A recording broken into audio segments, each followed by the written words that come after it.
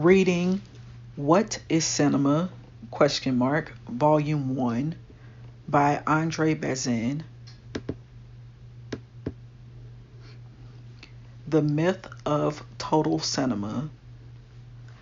Paradoxically enough, the impression left on the reader by George Sodol's admirable book on the origins of the cinema is of a reversal, in spite of the author's Marxist views of the relations between an economic and technical evolution and the imagination of those carrying on the search. The way things happened seems to call for a reversal of the historical order of causality, which goes from the economic infrastructure to the ideological superstructure, and for us to consider the basic technical discoveries as fortunate accidents, but essentially second in importance to the preconceived ideas of the inventors. The cinema is an idealistic phenomenon. The concept men had of it existed, so to speak, fully armed in their minds, as if in some Platonic heaven. And what strikes us most of all is the obstinate resistance of matter to ideas rather than of any help offered by techniques to the imagination of the researchers. Furthermore, the cinema owes virtually nothing to the scientific spirit. Its begetters are in no sense savants, except for Murray. But it is significant that he was only interested in analyzing movement and not in reconstructing it. Even Edison is basically only a do-it-yourself man of genius, a giant of the concours Lapine.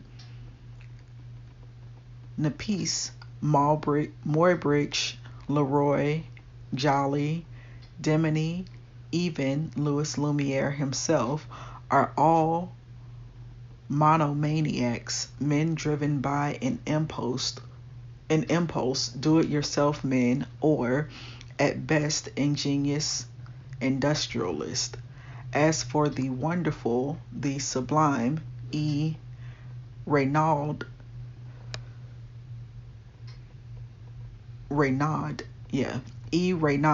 who can deny that his animated drawings are the result of an unremitting pursuit of an idée fixe? Any account of the cinema that was drawn merely from the technical inventions that made it possible would be a poor one indeed. On the contrary, an approximate and complicated visualization of an idea invariably precedes the industrial discovery, which alone can open the way to its practical use.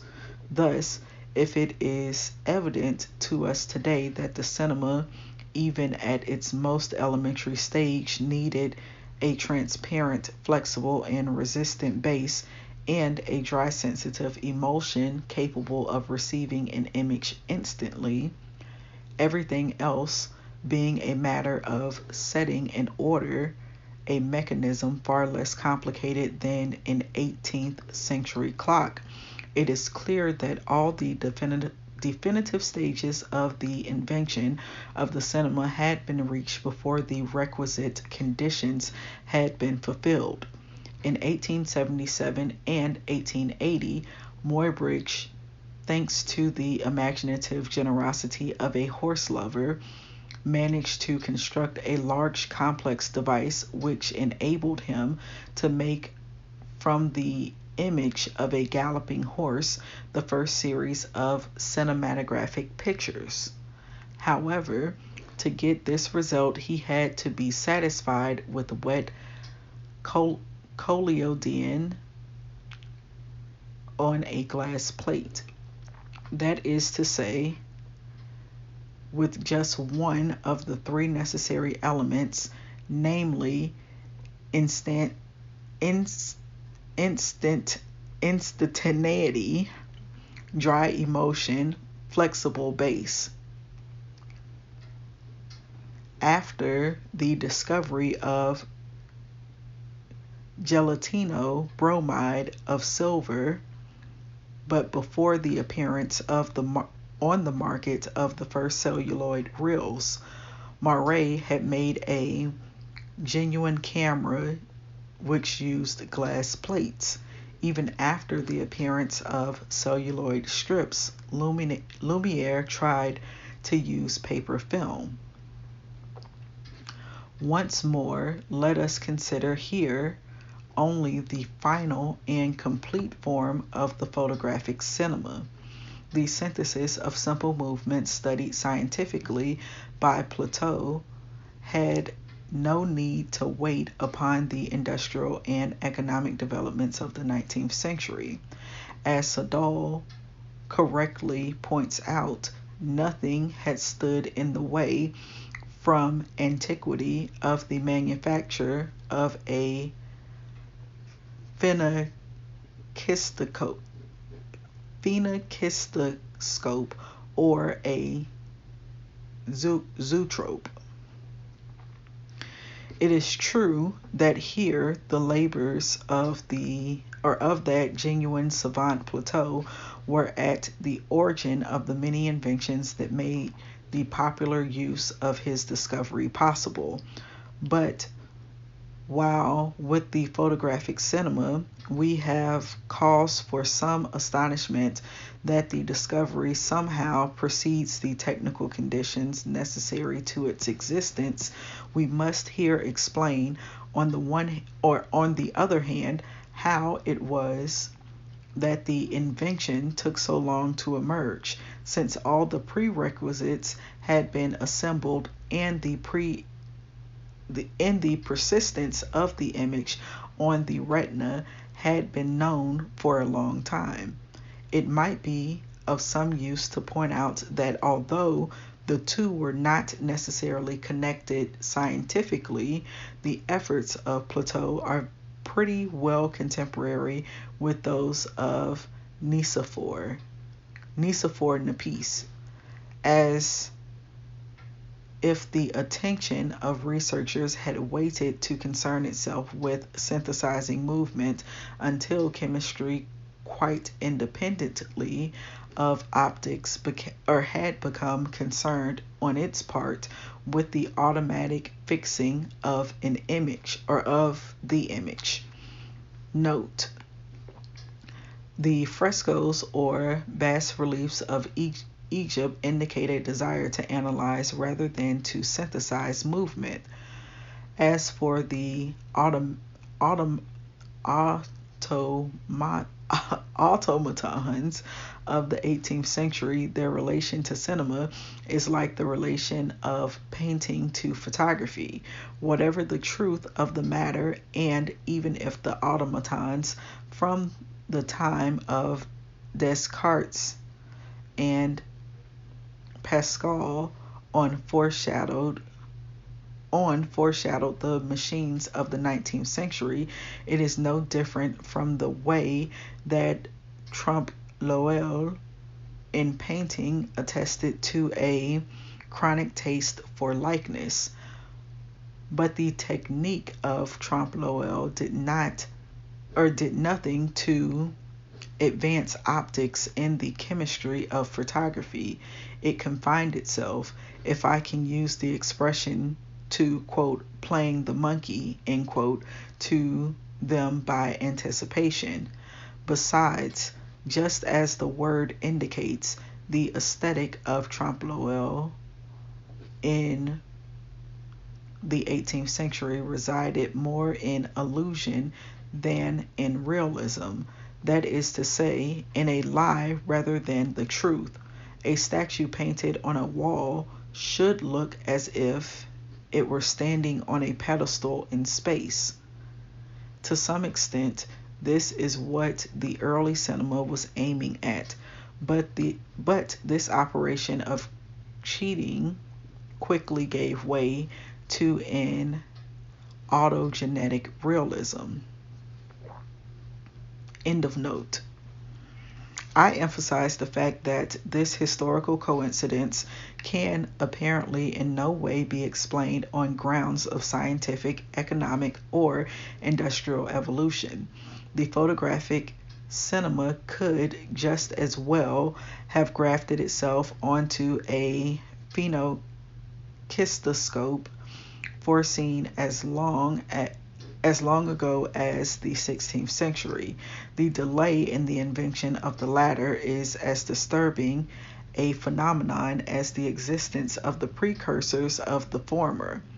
But if we examine their work more closely, the direction of their research is manifest in the instruments themselves, and even more undeniably in their writings and commentaries.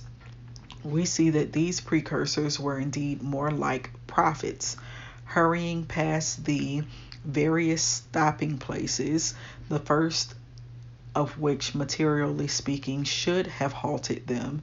It was at the very height and summit that most of them were aiming. In their imaginations, they saw the cinema as a tool and complete representation of reality. They saw in a trice the reconstruction of a perfect illusion of the outside world in sound, color, and relief. As for the latter, the film historian P. Podolini has even felt justified in maintaining that it was not the discovery of photography but of stereoscopy, which came onto the market just slightly before the first attempts at animating photography in 1851, that opened the eyes of the researchers. Seeing people immobile in space, the photographers realized that what they needed was movement if their photographs were to become a picture of life and a faithful copy of nature. In any case, there was not a single inventor who did not try to combine sound and relief with animation of the image, whether it be Edison with the kinetoscope made to be attached to a phonograph, or Deminet and his talking portraits, or even Nadar, who shortly before producing the first photographic interview on Chevreul had written, quote, "My dream is to see the photograph register the bodily movements and the facial expressions of a speaker while the phonograph is recording his speech," end quote, February 1887. If color had not yet appeared, it was because the first experiments with the three-color process were slower in coming. But E. Reynaud had been painting his little figurines for some time, and the first films of Millet are colored by stenciling. There are numberless writings, all of them more or less wildly enthusiastic, in which inventors conjure up nothing less than a total cinema that is to provide that complete illusion of life which is still a long way away. Many are familiar with the passage from Le Futur in which Villiers de L'Adam, 2 years before Edison had begun his researches on animated photography, puts into the inventor's mouth the following description of a fantastic achievement. Quote, "The vision, its transparent flesh miraculously photographed in color and wearing a spangled costume, danced a kind of popular Mexican dance. Her movements had the flow of life itself, thanks to the process of successive photography, which can retain 6 minutes of movement on microscopic glass, which is subsequently reflected by means of a powerful lamposcope. Suddenly was heard a flat and unnatural voice, dull sounding and harsh. The dancer was singing the alza and the ole that went with her fandango, end quote.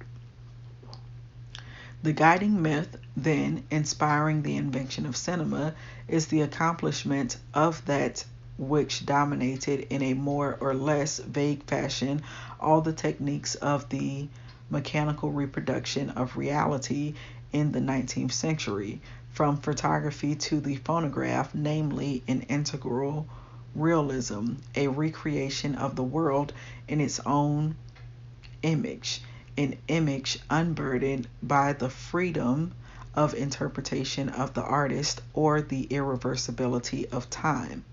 If cinema in its cradle lacked all the attributes of the cinema to come, it was with reluctance and because its very guardians were unable to provide them however much they would have liked to. If the origins of an art reveal something of its nature, then one may legitimately consider the silent and the sound film as stages of a technical development that little by little made a reality out of the original, quote, myth, end quote.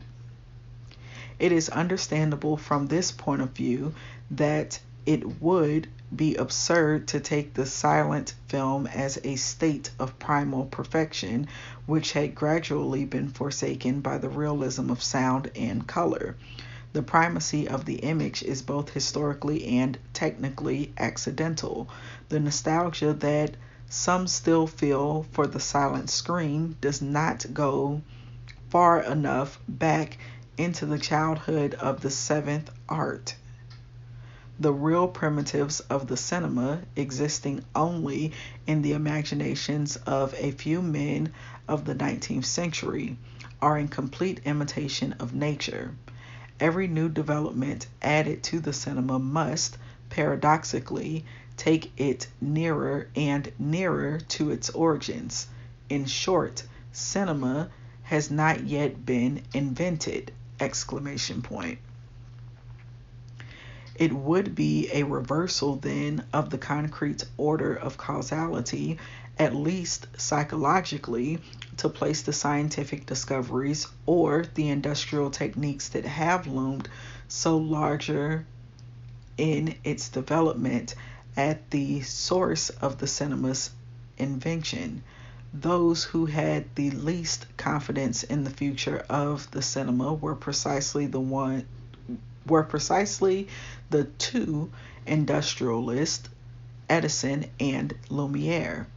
Edison was satisfied with just his kinetoscope, and if Lumiere judiciously refused to sell his patent to Millet, it was undoubtedly because he hoped to make a large profit out of it for himself, but only as a plaything of which the public would soon tire.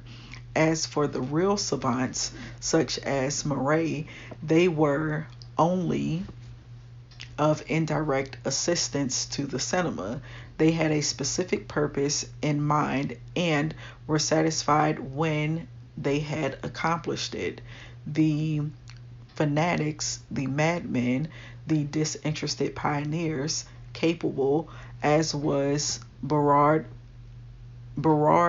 Palissy, of burning their furniture for a few seconds of shaky images, are neither industrialists nor savants, just men obsessed by their own imaginings.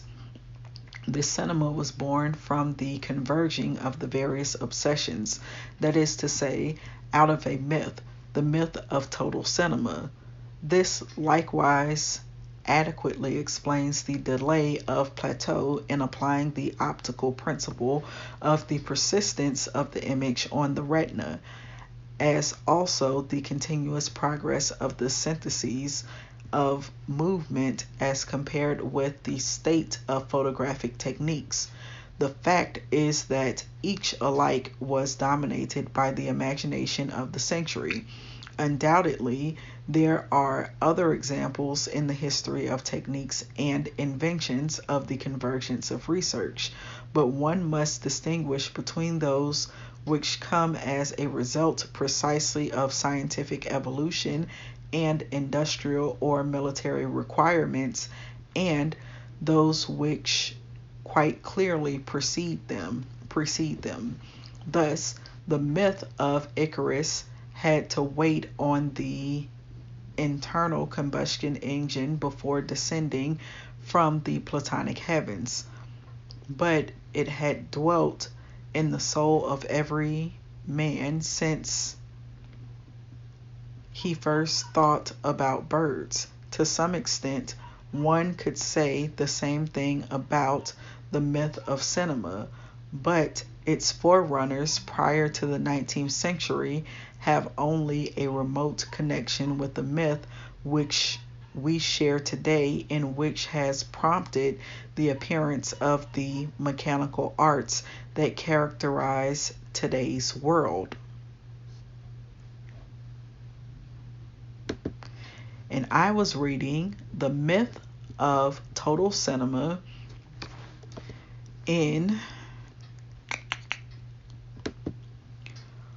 What is Cinema, Volume 1 by Andre Bazin.